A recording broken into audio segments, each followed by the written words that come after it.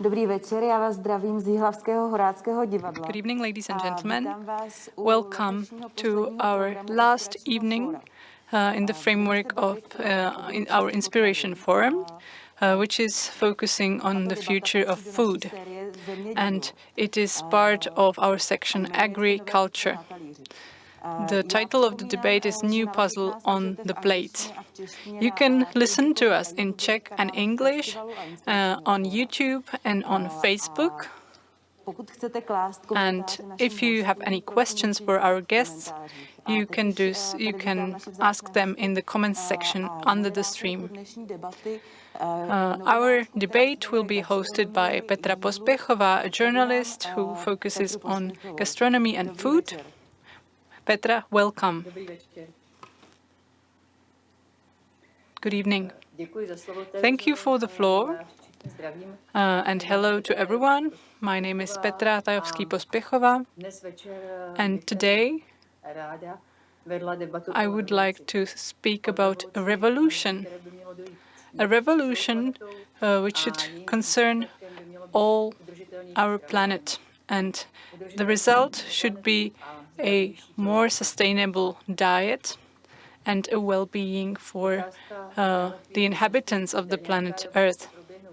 The question is not whether there should be a revolution, but how or what it should look like. We should limit food waste. We should support eating less animal products. Or which of these is preferable? Or should we do it all?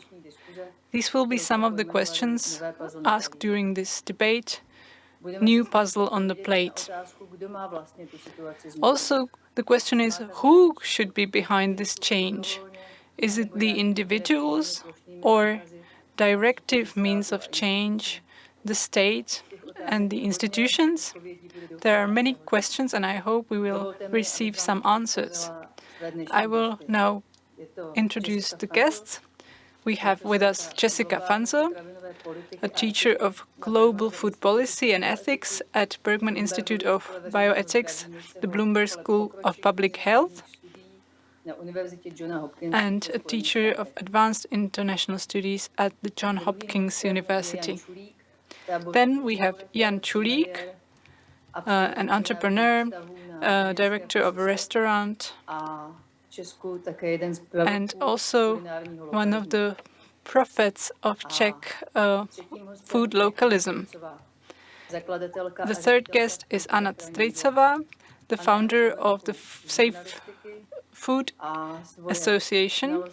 She studied journalism at the Faculty of Social Sciences at Charles University, and she looks at food waste and saving food. Good evening. Now, I would like to give the floor to Jessica Fanzo, who will have a keynote speech. And the floor is yours. Great. Thank you, Petra, for the introduction. And it's a real pleasure to be part of the Inspiration Forum.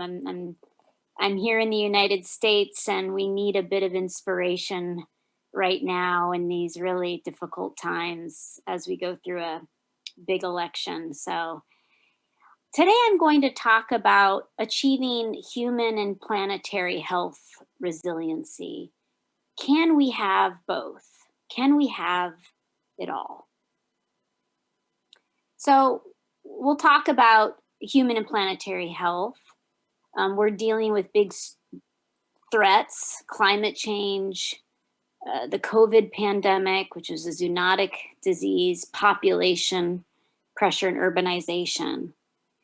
And can we as world citizens weather the storm and become more resilient to shocks that are impacting food systems and the diets we eat? So can we have it all? And hopefully by the end of my talk, I will have convinced you that I think we can, but it's going to take a lot of innovation, which I know some of our panelists are innovators themselves. So let's first talk about where we are. We're in the middle of the Anthropocene era. The Anthropocene is the now, in which it defines the Earth's most recent geological time period as being human influenced. We as humans are creating incredible stress and a massive footprint on Earth systems. So we can think about greenhouse gas emissions, deforestation, our energy use. All of these different issues are impacting climate change, they're impacting the Earth systems because of the way that we are living. And this is the Anthropocene. Food systems are both victims and instigators of climate change. So what are food systems?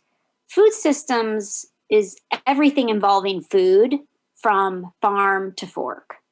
So it's food supply chains, shown on the left. It's food environments, the places where you as a consumer walk into a market and you make a decision about what you're going to order or buy. It involves individual factors, what you bring to food systems, your knowledge, your willingness to pay. And this influences diets, it influences nutrition and health outcomes, environment outcomes, and economic outcomes. Along the top of this diagram, you'll see these drivers. These are external to the food systems, but shaping food systems in positive and negative ways. Climate change, urbanization, globalization, trade, policy makers, some better, some worse. All these different drivers are influencing the way food systems function. Well, we know that climate change is going to have a massive impact on food systems. This is a map showing you the world looking at crop yields. In a 3-degree warmer world, which we hope we never get to, you'll see that around much of the global south, crop yields will decrease. You'll see some higher crop yields in the northern territories of the world, but overall crop yields will decline with a growing population. There's also a lot of data to suggest that the nutritional quality of crops will decline in what they call a CO2 fertilization type world. Food systems themselves also contribute to greenhouse gas emissions. Agriculture uses about 40% of the land on the planet. And if you look at how that 40% of land is used, food systems are generating somewhere between 11 to 25% of greenhouse gas emissions in total. And that's coming from animals, so livestock. It's coming from rice methane. It's coming from the way we move and grow food around the world. So food systems themselves are also producers of greenhouse gases and global warming. And now on top of it, we've got this COVID pandemic. SARS-CoV-2 is a new zoonotic spillover event in which was detected from a seafood wet food market in Wuhan, China, most likely from a bat, but potentially through another animal. And zoonotic diseases often arise from food. Agriculture and food is shaping our landscapes in profound ways. They are putting animals at closer proximity to humans because we are either shrinking natural habitats or destroying those, or moving animals. When we move animals into close proximity with humans, the impacts and the likelihood of a zoonotic spillover event is very high. 60% of emerging infectious diseases are zoonotic, and about 70% of those are from wildlife. So the food and agriculture sector is playing a huge role in this zoonotic disease risk in what we're seeing now with COVID-19. At the same time, we have worsening and inequitable food insecurity, malnutrition, and diets. I'm going to depress everybody for like the next 5 minutes, and then I'll be more positive. We are in a situation where we have global malnutrition burdens all over the world. Not one country is immune to malnutrition. Every country is struggling with undernutrition or overweight and obesity, or sometimes both. So we have still 690 million people who go to bed hungry. Oops, sorry about that. We have about 20% of the world's children under the age of 5 who are chronically undernourished, or what's called stunted. We have 50 million children who are acutely malnourished, what's called wasted, and that number hasn't changed over decades. And we have 2 billion people who are overweight and obese. And many of these statistics are getting worse, not better. So while we've seen big impacts, positive impacts on global health indicators, like child mortality coming way down, malnutrition is actually worsening. So the question is why?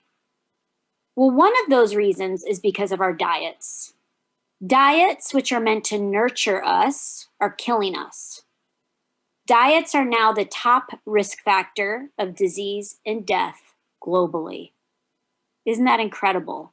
So more than air pollution, more than high blood pressure, more than tobacco smoking, it's the diets. And what are these diets? Well, they're diets that are not composed of enough fruits and vegetables, whole grains, nuts and seeds. They're diets that have a lot of highly processed packaged foods that are high in sugar, salts, and fats. So it's these suboptimal diets which are creating a lot of disease and death around the world. And most of that death and disease are now non-communicable diseases, heart disease, stroke, diabetes. And you're seeing this rise significantly and rapidly in low-income and middle-income countries, much more so than high-income countries now. So countries that are still dealing with poor health systems can't grapple with this massive chronic disease burden. And healthy diets are unaffordable for many around the world. This is a new FAO, Food and Agriculture Organization report, showing that on the left are diets that are just energy sufficient, enough calories. Most of the world can afford that type of diet.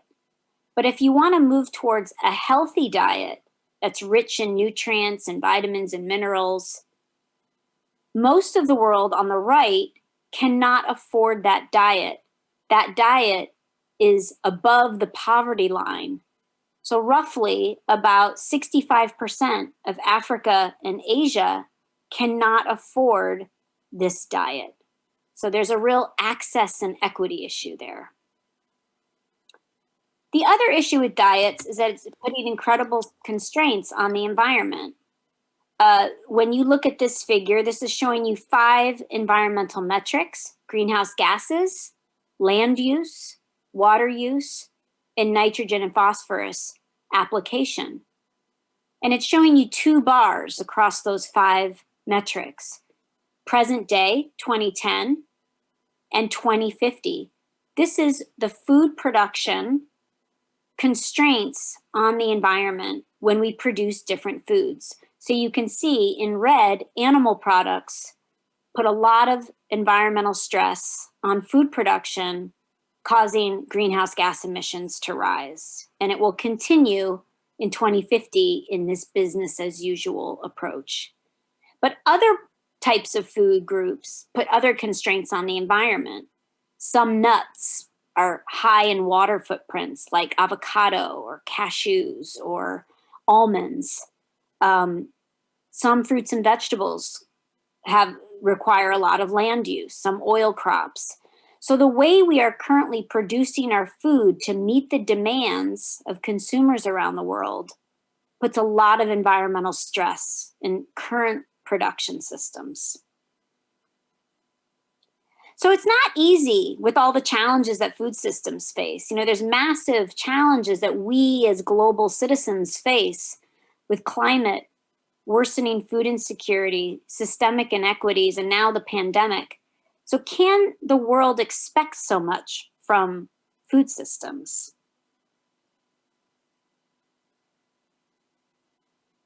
Sorry about that, my little clicker. So I'm going to present just 5 things that I think we can do.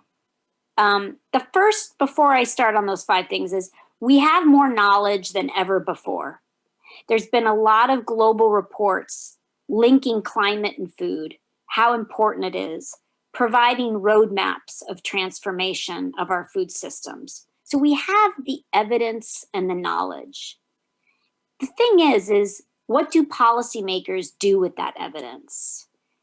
I put on the right side an article in the New York Times about climate change, in that scientists approached the United States government on evidence that climate change was changing 40 years ago.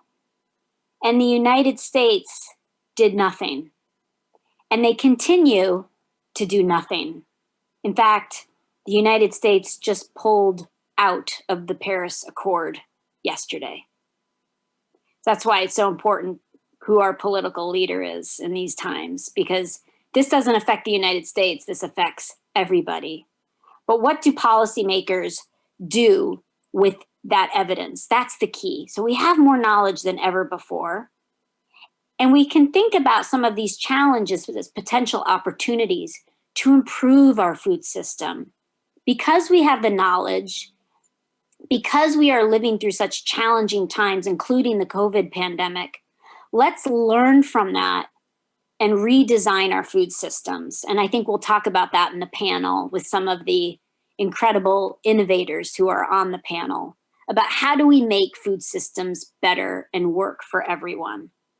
So one of the things is we need to care and we need to act. Climate change is real. And I know many of you in the European Union know this well.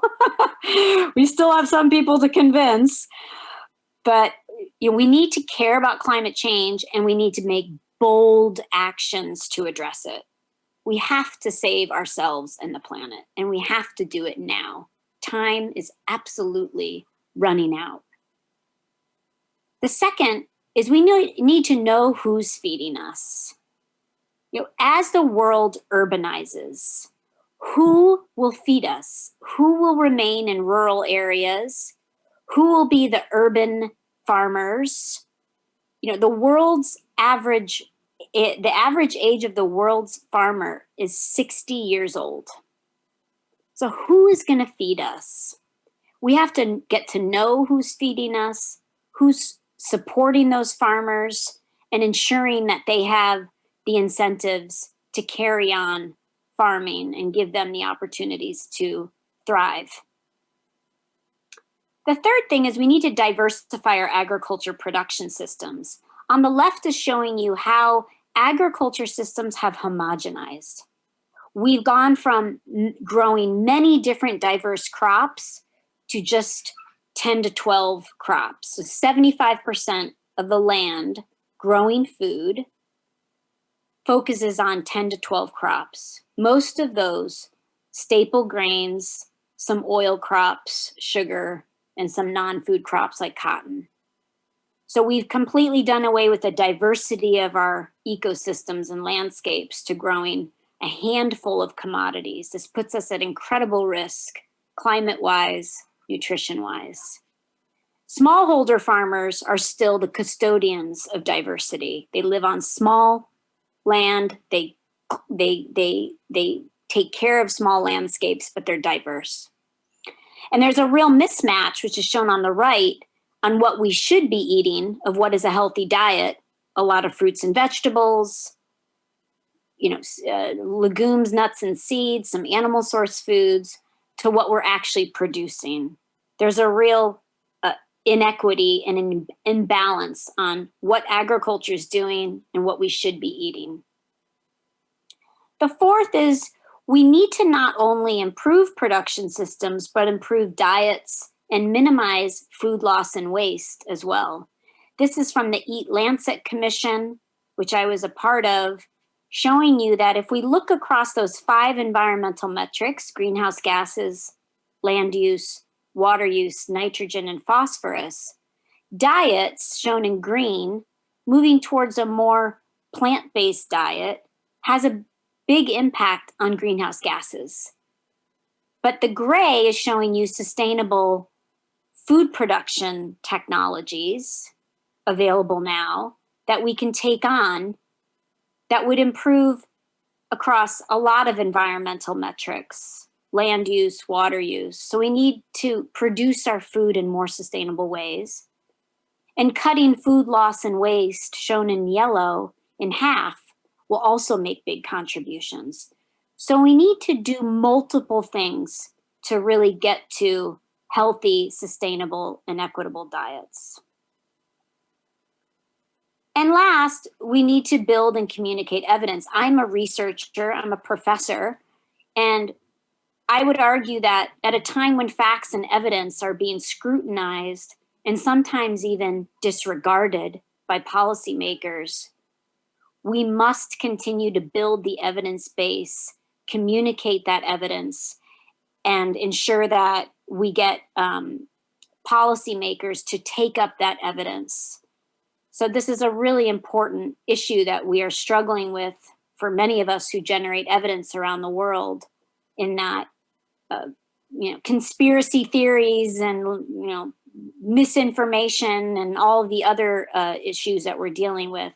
We need to continue to generate evidence because it brings wholesale changes in attitudes, political thought, and action. And I'll stop there.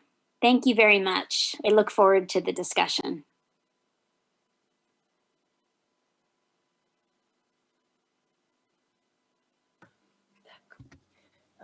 Já bych ráda poděkovala Jessice za její Thank you very much, příspěvek Jessica, a for your speech. navážeme rovnou tím, And we'll pick up on that.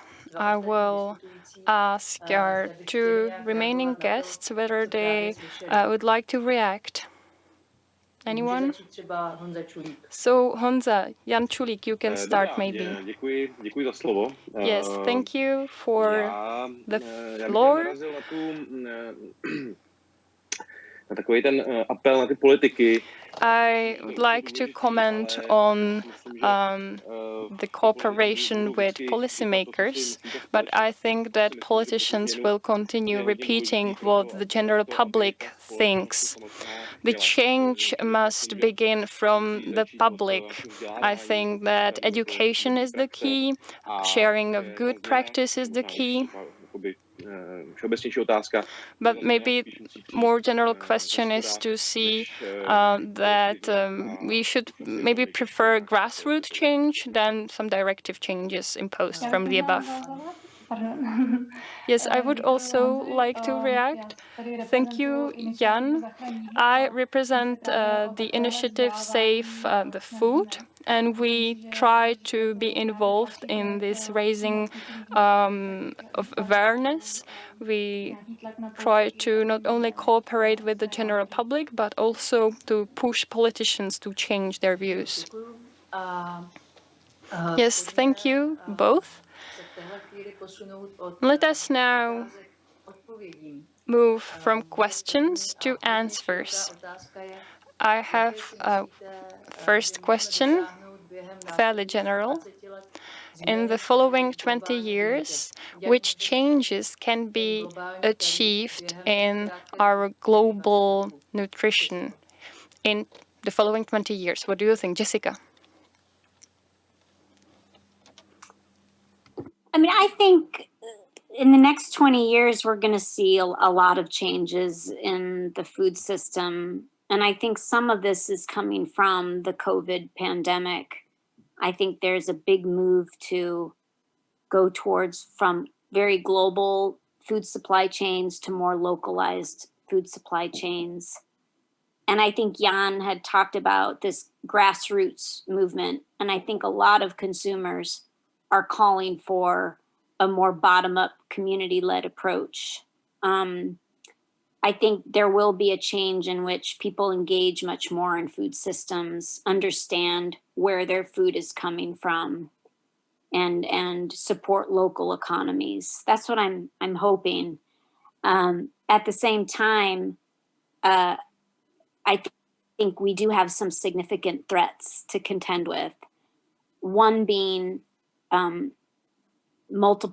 what they call multiple breadbasket failures, in which climate modelers are suggesting that we'll have, because of some natural disasters, significant agriculture systems failing at the same time.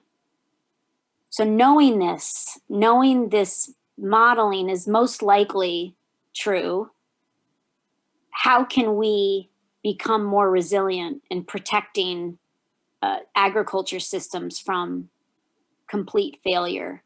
And we have the technologies and the innovations, and farmers know a lot how to do this.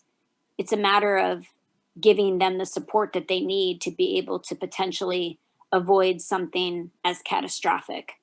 So to me, I think we'll see those two things happening, more climate adaptation strategies put into place, but also a lot more support for local food hubs, local food markets, local food chains in the next 20 years.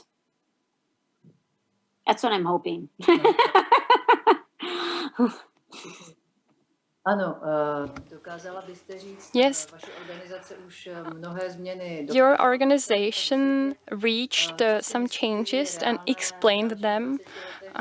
So, Anna, what do you think that in the Czech Republic could be changed in the following 20 years? I think that we will put emphasis on education, both of children and adults. I would be very happy to see food waste awareness being incorporated into curricula. I think that food banks should be also promoted because they are very useful in distributing food. And as you said, data is the key. We should collect more data in order to compare our progress and monitor our progress. I think it takes a whole village to really make for very good and resilient strategy, but we lack it now. Jan, what is your take on that? What is realistic? I don't know what can be achieved on the global level because I live in Central Europe and my desires, wishes and fears are completely different from Africa, for instance. So I focus on my local region, which is South Bohemia, the Czech Republic, Central Europe maybe, and that is important for me. And I've been focusing on that area. But what I do is necessarily not valid for the whole world. My solution is then localism, not only in gastronomy, because I think that local initiatives can solve many issues. If we buy local, we support small farmers, not only economically, which is very important, obviously, because small farmers can modernize their farms, but more importantly, if they have more resources, they can take good care of the landscape and diversify their productions, which is a huge problem, the lack of diversity. In the Czech Republic, as in the US, there are big corporations having large swaths of land in their control, and that is bad. When it comes to season vegetables, I also think that should be improved. Because you can actually process it all. and nothing is wasted. Or if you buy locally produced meat, you are constrained by time or season or the decisions by a farmer to slaughter a pig, for instance. So then your production is, your consumption, sorry, is limited. Also, so if there are more local farmers, there will be more diversity, which is also crucial. And I could go on, but I would also like to give the opportunity to the others to talk. Okay, I think the change, it is important that the change starts with the individuals, the grassroots change. But do you think there are also steps at the level of institutions that could help? If you have unlimited power, for example, within the EU or within the whole world, what would you like to tell other people? What would you make obligatory? Jessica? Oh, for me, okay. I would also say that both Anna and Jan's points that they made are also important for Africa context too. I mean, Jan, you were talking about all of the things that you contend with in Europe are very similar as what's happening in Africa. So I think the things that you're learning and some of the takeaways are important everywhere. What I think we need to see is a bit more power balance. When we look at the global food supply and global food systems, governments don't take a lot of action on their food system in their country. They may have an agriculture subsidy policy. They may get involved in trade. But the private sector and the multinationals, particularly food and beverage companies, have incredible control, incredible power. And this starts from the seed companies all the way to retailers. You know, this concentration and consolidation of industry is massive. And I think there needs to be more accountability of that private sector behaving better. You know, they don't put public health or the environment before profit. And, but they could, and it could be very powerful if they did, if they could have triple wins of profit, public health, and environment. But governments need to hold them to account. Governments need to shepherd their food systems for their citizens. To me, that's the biggest challenge that we face in the food system, is this power imbalance. I think the second big challenge we face is the marginalization of some populations. Whether you're poor, whether you're Black, your ethnicity, your tribe, your caste, there's some people that are purposefully left behind in the system. And those are the populations that we see go hungry, that are undernourished, or they're overweight and obese. And we see this in every country in the world. It's not just poor countries. We see it in Europe, we see it in America, we see it in South America.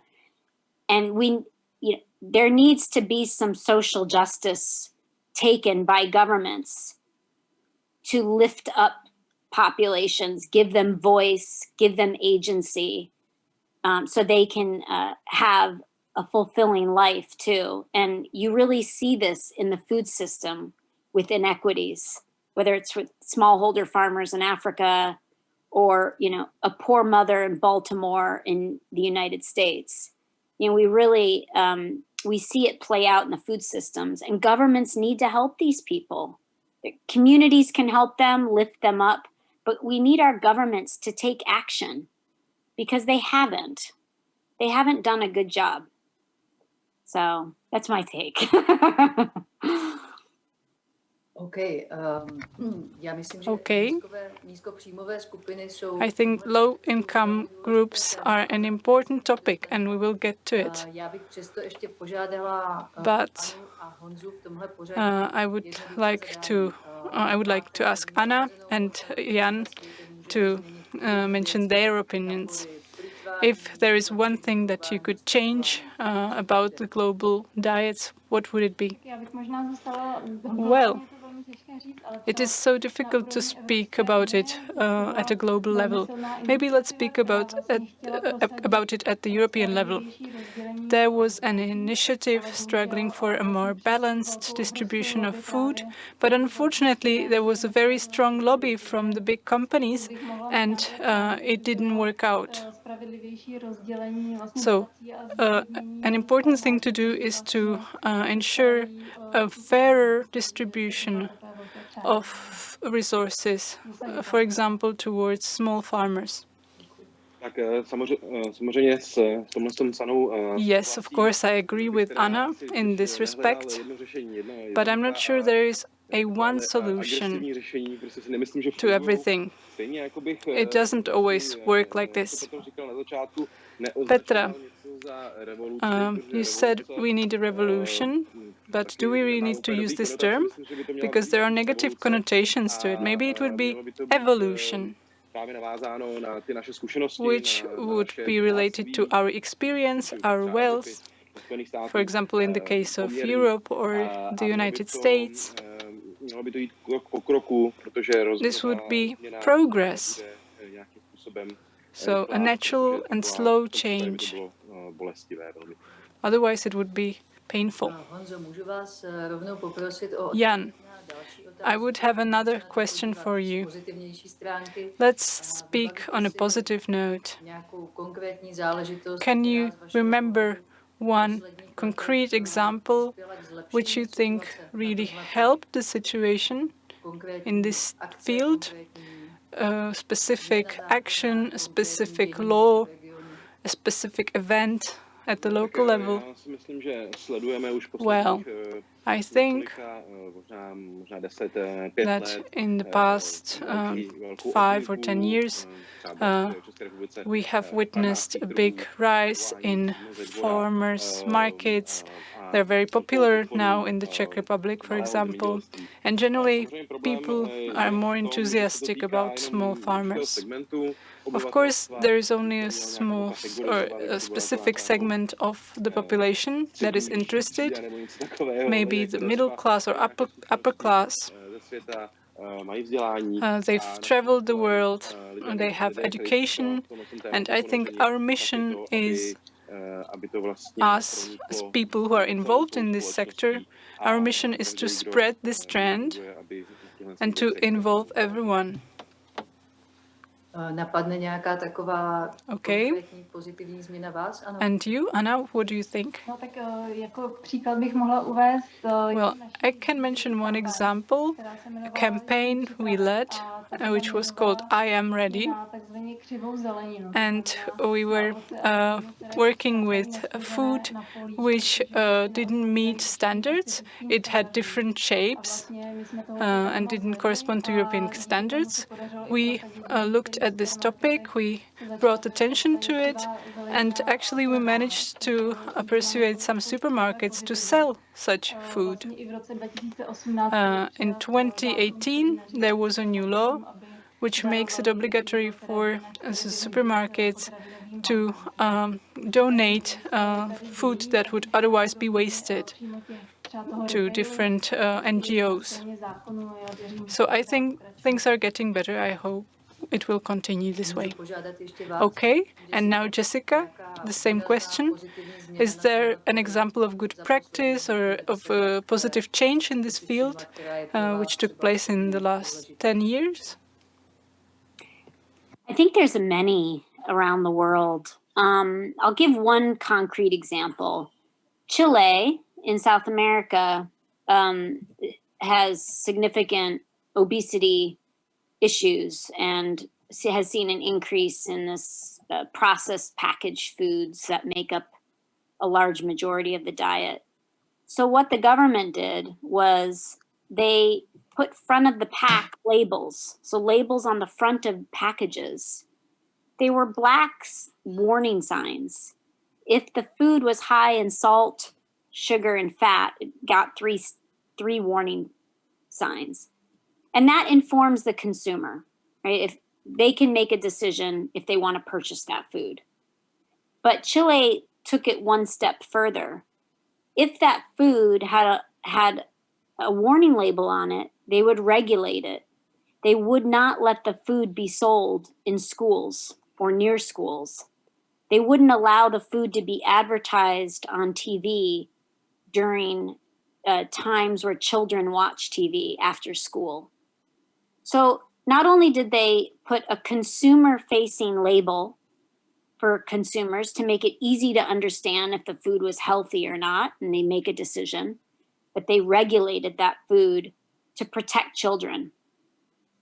And what they saw over the last 2 years with this law, it's called the Chile Food Law, they saw a 30% decline in purchases of these foods.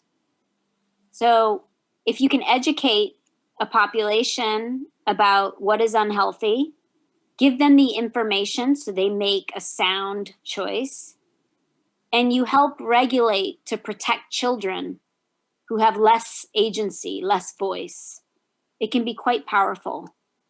So that's a perfect example of a government realizing that the food was unhealthy and regulating that. And I found that incredibly powerful. That's where government can make a change.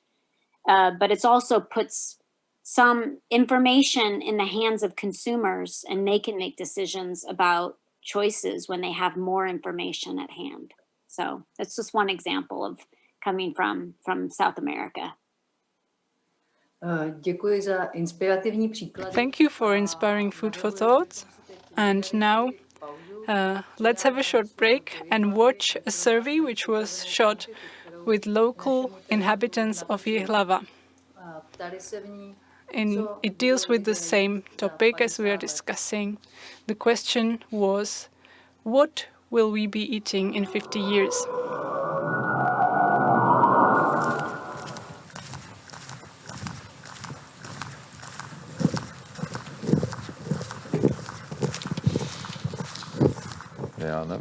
I don't know. I hope there will be some good things. I hope we won't run out of our resources. Well, maybe we will eliminate the ballast.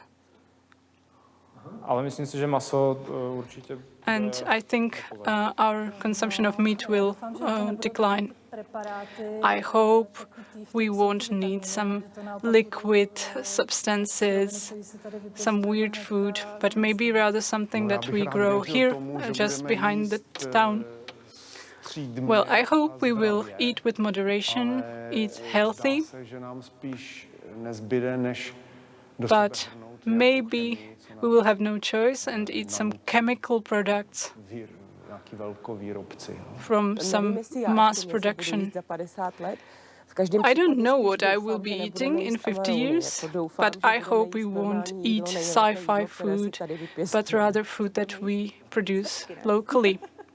What we will be eating? Well, maybe crickets? No, I really don't know. I hope we won't miss different tastes, different gastronomic experience. I hope there will be still a variety of food and taste.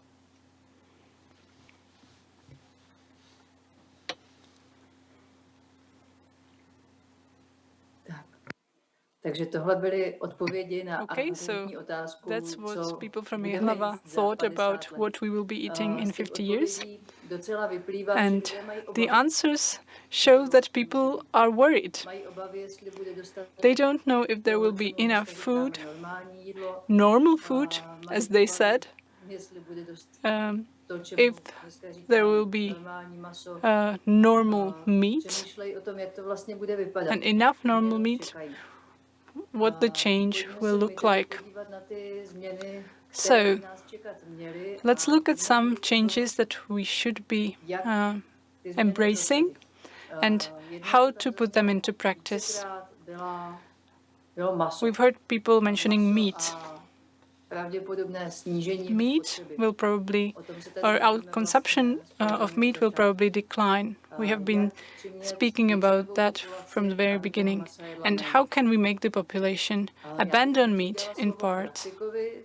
Maybe I would like to start with a person from practice, Honza Čulík, who serves meat in his restaurant, local meat of good quality.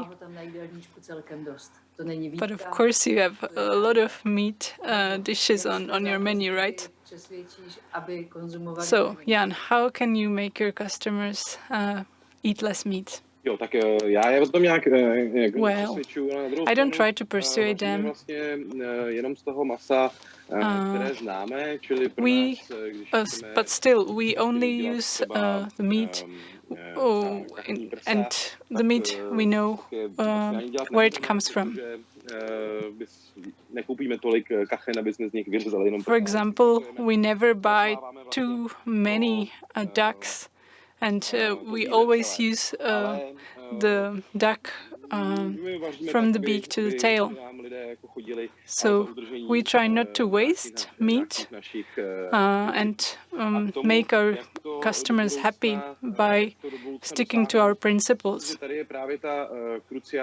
I think there is one crucial thing, which is supporting young people in coming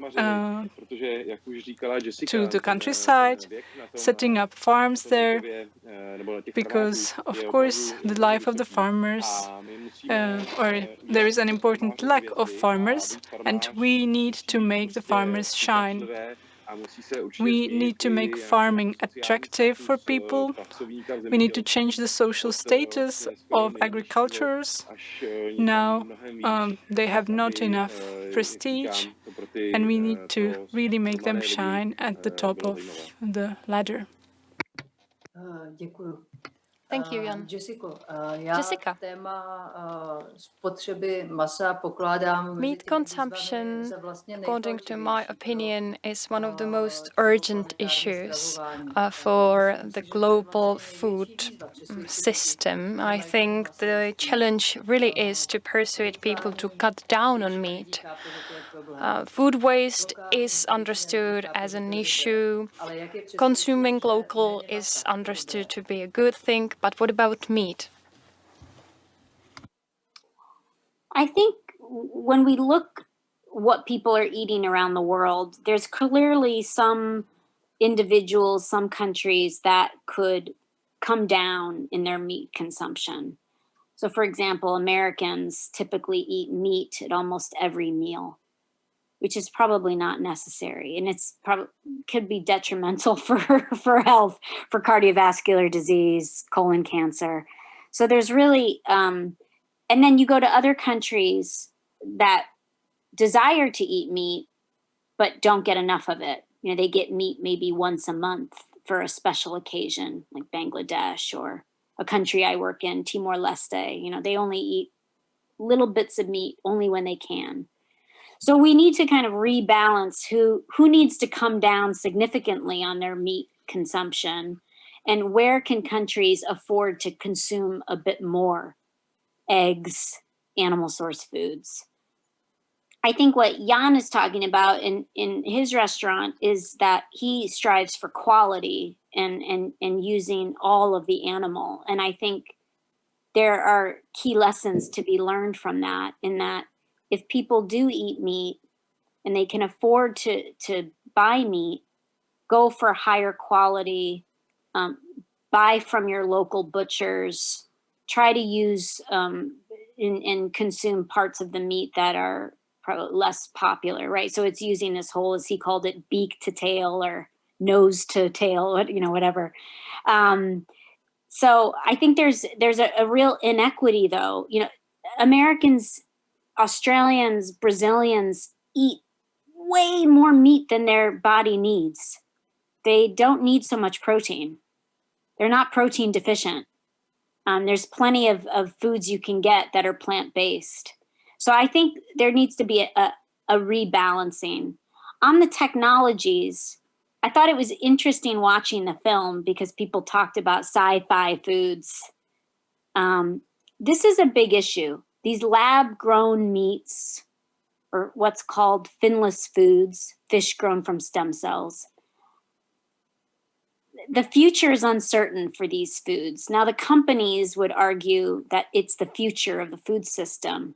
But I think that a lot of these products will be met with resistance. And that film shows that exactly. People are very uncertain about these new foods grown out of laboratories, like lab-grown meats, for example.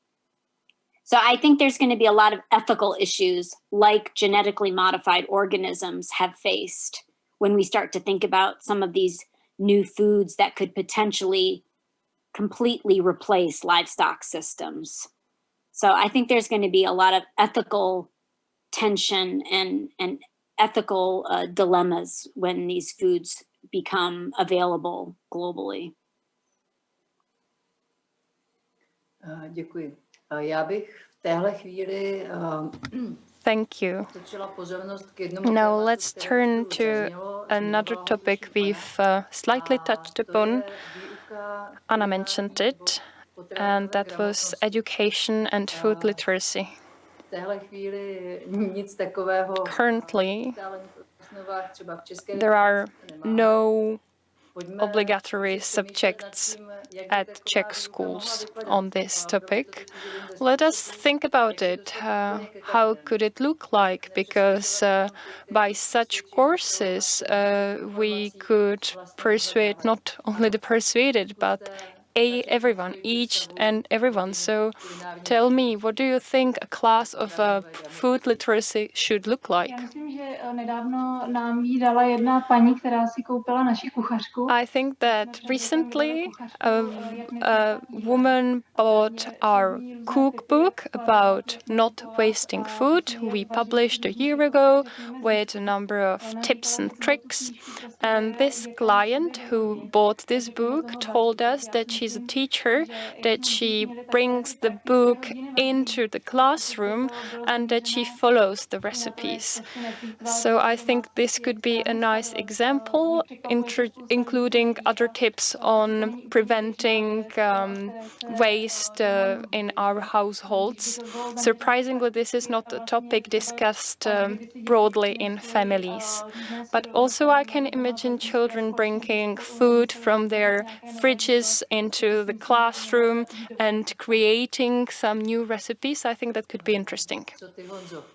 Honza, do you have an idea about food literacy classes? Well, yes, I have plenty. I have given it a thought recently, and I have one project when I wanted to establish new gardens or vegetable growing places in Tábor for children and school children. When I was a pupil, we had those classes, but today it is not longer the case. However, it is great to have this first-hand contact with growing vegetables and seeing that what I can buy in supermarket is actually grown somewhere. It could be nice to go through this really concrete work which lies behind vegetable production, because when I personally see the effort that must be put in it, it really is great and I can appreciate it and I can even enjoy more because I see how difficult it was. And now, Jessica, tell us, what do you think about future classes of food literacy? How should they look like at elementary school, let's say, for the youngest ones? I think it's super important, and this idea of mirroring school meals with school gardens, with in-classroom experiences, I think is really important, and in many places that's completely disappeared from when I grew up. We actually did take food classes and nutrition classes, so yeah, I think this idea of providing culinary literacy amongst the youngest of the young is so important, because young children are forming their taste buds. And if you can have them experiment with food at an early age, it could develop lifelong habits of healthy eating and interest in food. So the earlier, the better. So really important. And I love the idea of the school meals and school gardens. And we have Alice, I'm sure Jan and Anna know Alice Waters. She's quite famous in the United States. Has a restaurant. She started something called the Edible School Garden in Berkeley, California. And that's Edible School Garden has really spread across the United States. And it's been quite a powerful education tool for students. Perfect, thank you very much. Do you think that we should also educate adults? Because let's face it, children are influenced heavily by their parents and adults in general. So should adults also be instructed? If yes, what tools can we use? We've mentioned those labels that can be a source of information. Is it a way, maybe a little bit forced way of informing the public, but should we be putting those labels about carbon footprint, calories, saying which foods are good and bad? Is this real? Could this be impactful? Honza, what do you think? Jako určitě informací není nikdy. Well, yes, I think there should be as much information as possible. We shouldn't be lacking information, certainly not. I don't know what form this adult education and labeling should take. I can imagine a great project which would consist in some TV cooking shows, such as MasterChef, which is very popular in the Czech Republic. Small farmers would be involved, maybe, because we would bring the topic into mainstream discussion. That would be interesting. Anna? Yes. I also think that it shouldn't be about instructing somebody. It should be more about encouraging positively. That is why we opted for the name Save the Food. We want the project to sound positively, because people like to be praised, be it a child or an adult. So labels seem like a good idea. Evidence shows that people misunderstand use-by dates and similar indications. So if we could change this or come up with a different name, maybe misunderstanding could be reduced and food waste accordingly. Anna, yes, so you mentioned positive attitude and positive feedback within your project. Do you have maybe another tool, concrete method, which proved well with adults? Recipes. We publish recipes on our website, and I think that the outreach is really broad. Our recipes are read by environmentally conscious people, but also by people willing to save money, who are more economically motivated, but it is a good example, I reckon. This brings me to another very important topic. In light of this huge transformation we desperately need, and these are dietary habits of low-income groups and ways of changing them. When we look at high-income countries' inhabitants, there are large groups of people having different things on their plate than caring about what they eat. So how to communicate these topics to low-income groups, people with low incomes, difficult jobs, precarious situations. And these topics are really of no relevance to them, or they think that it is not. Jessica, do you have an idea on how to approach such groups? I think low-income populations are very similar to high-income populations. They just have less options and less choice. But I think many of the things that we've talked about today are just as relevant for them. A lot of people struggle with time poverty, time burden. So how do we get information as easy as possible that doesn't constrain on people's time, particularly if they are working multiple jobs? I think I like Jan's suggestion about cooking shows. People watch cooking more than they do cooking. At least in the United States, they watch a lot of cooking happening. So maybe there's ways to work with those shows, those TV shows, or, things that people will spend time looking at while they're doing other things that can promote messages around health and sustainability. I do think labeling is important in the sense of not being so paternalistic, but it does provide consumers information, and they then can make a choice. But not giving them information is probably a worse crime than giving them too much information. So. Děkuju. Můžu předat slovo tobě, Honzo. Otázka je stejná. Honza, the same question to you. Já si myslím, že je to o prioritách. Yes, I think it is about the priorities and setting them right. Zdravě nebo lokálně je otázkou. I don't think that local food is only limited by your budget. If you are well motivated, hlavně asi těch motivací. I think motivation is really crucial.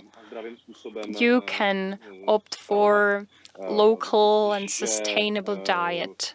I don't think that money plays the crucial role, but information needs to be transmitted to everyone.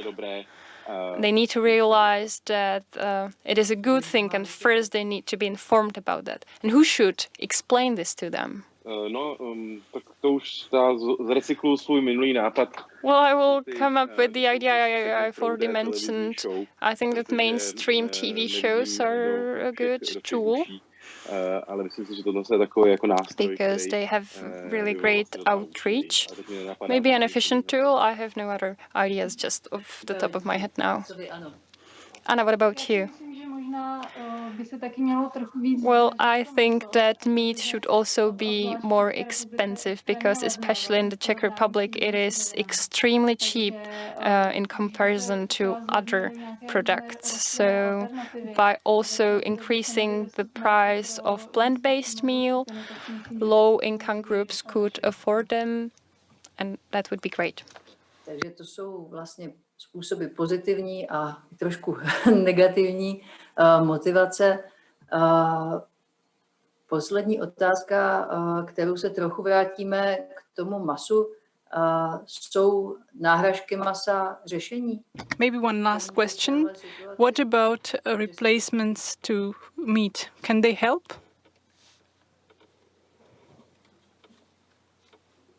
Jessica, what do you think? Yeah, I think with meat replacements, a lot of those meat replacements are quite processed. They're processed foods. Do they have an impact on animal welfare? Yes. Are they lower environmental footprint? products? Yes. Do they benefit health? Probably not yet. And that's the alternative meat products. So the Beyond Burger, Impossible Burger type products.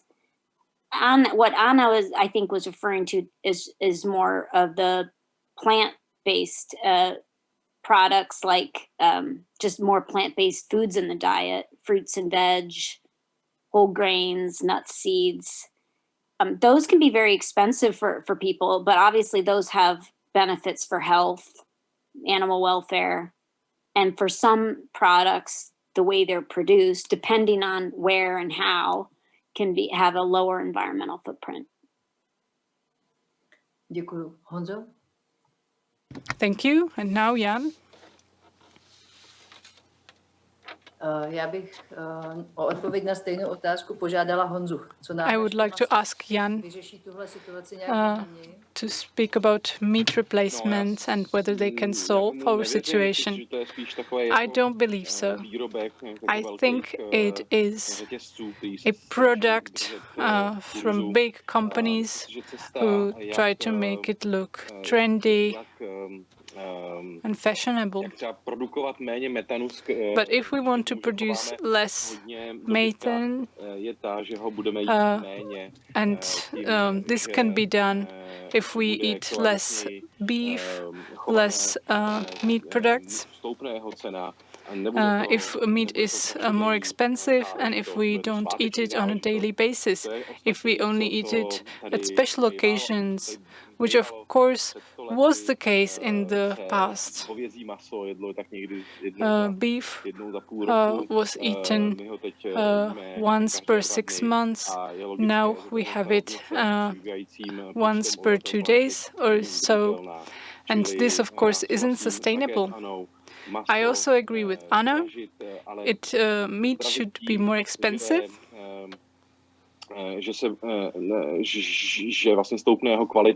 And at the same time, there will be a better quality of meat, because at the moment the market is flooded with meat of poor quality. And this the price doesn't reflect the ecologic footprint of the meat and the troubles it creates for the planet. We should prefer quality meat, and the price tag should reflect the potential menace to the environment. Thank you for your reply. And now I would like to thank all of our participants for this discussion.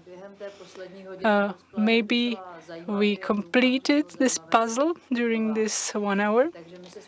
It was really interesting. So now I would like to say goodbye and give floor to my colleague Ji.hlava.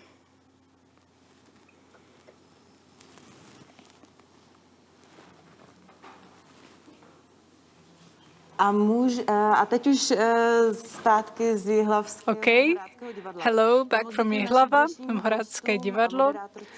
Thank you to all of our guests and our host for this fantastic debate. I'm happy to be with you here on behalf of the Inspiration Forum. We organized 20 debates and tackled important questions in today's society. I would also like to thank our amazing team, which made all of this possible. Iveta Černá, Marie Kordovská and Renata Balok from the organizing team. Technické řešení fóra postavil Jakub Hanuš. The technical solutions, we owe them to Jakub Hanuš. We were also helped by Dominik Žour, by Lenka Junášová and Mr. Špaček. We have Marta Kolísková and Eva Ulrichová, our interpreters. And also we were supported by the fantastic team of the Ji.hlava International Documentary Film Festival. Thank you to our audience. I hope you can also see my colleagues who are now present on the screen. And they want to thank Teresa for her amazing leadership. Without her, it wouldn't be possible.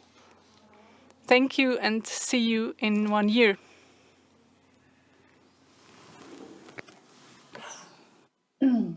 Tož.